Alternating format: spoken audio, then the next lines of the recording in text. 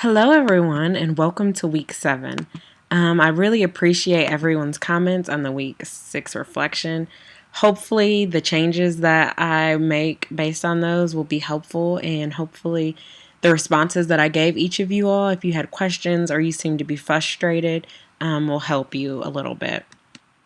So, first, let's talk a little bit about existential counseling. And the thing that we talked about this week was, can a theistic counselor work with an atheistic client?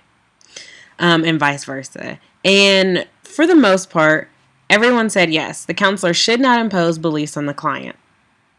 But there were also some who thought maybe not. If a theistic counselor is supposed to believe, according to the book, that God has a purpose for one's life, how can the counselor do that without imposing bias? And I think that was also a great way to sort of think about this issue of existential counseling.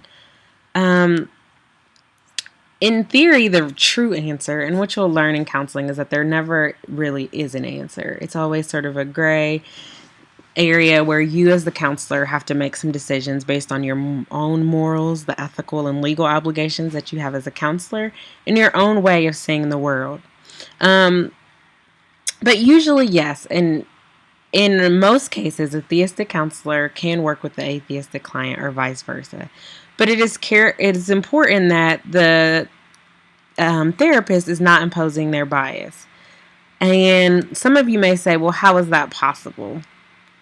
The therapist really needs to be focused on helping the client find meaning. The client is supposed to serve, or the counselor is supposed to serve as the guide and help the client find meaning. The counselor should be using their own existential philosophy to guide the session, but should be allowing the client to use their own personal views to help give the session content. And so the counselor can believe that God has a purpose for that person's life without imposing their views.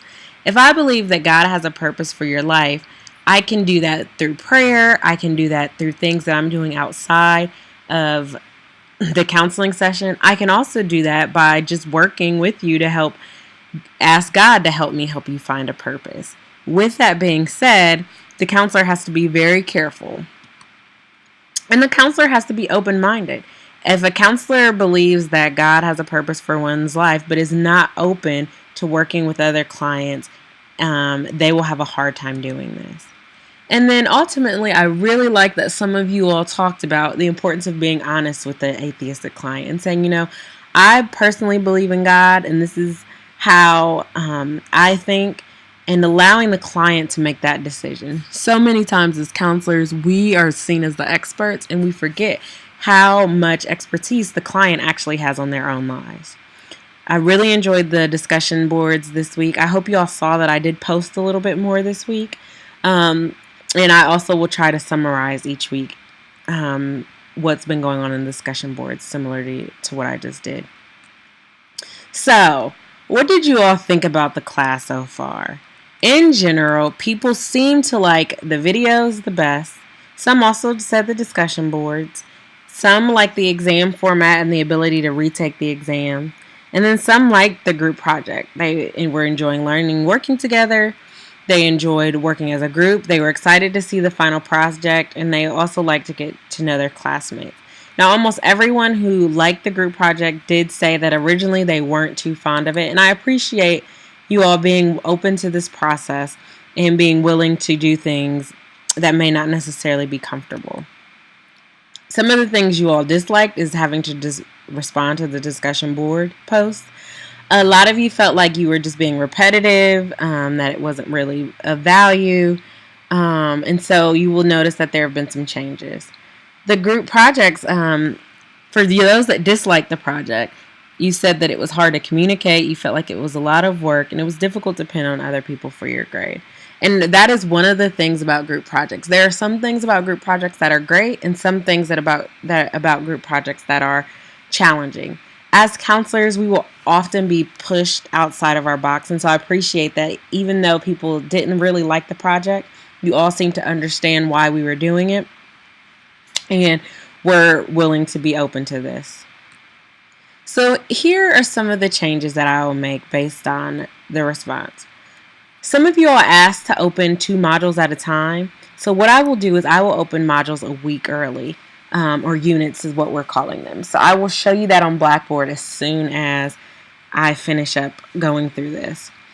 There are also some questions about the individual theory presentation. Most of you said, okay, you gave us our theory, now what? Why are we doing this? Why do we need to do this? Because it seems very similar to what we're doing on the group project. And in some regards, that's true.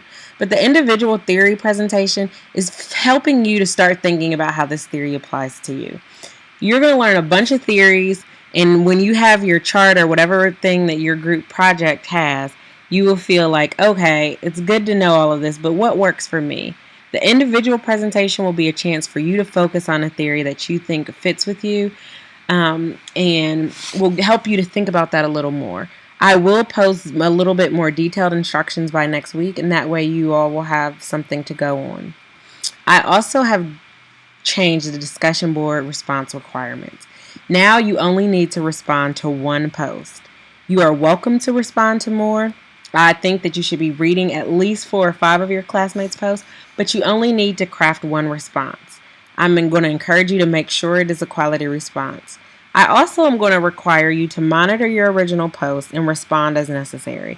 So if someone asks you a question or says something that sort of would typically provoke another response, let's do that. So really, I'm only going to ask you to kind of focus on one other person's discussion. That way, maybe you can get a little bit more from the discussion boards and not feel like you're kind of just responding to everyone with responses that aren't very valuable.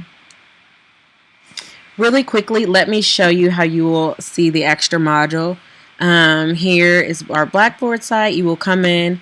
When you click on units, it should take you, will be the most recent, the one that we're working on.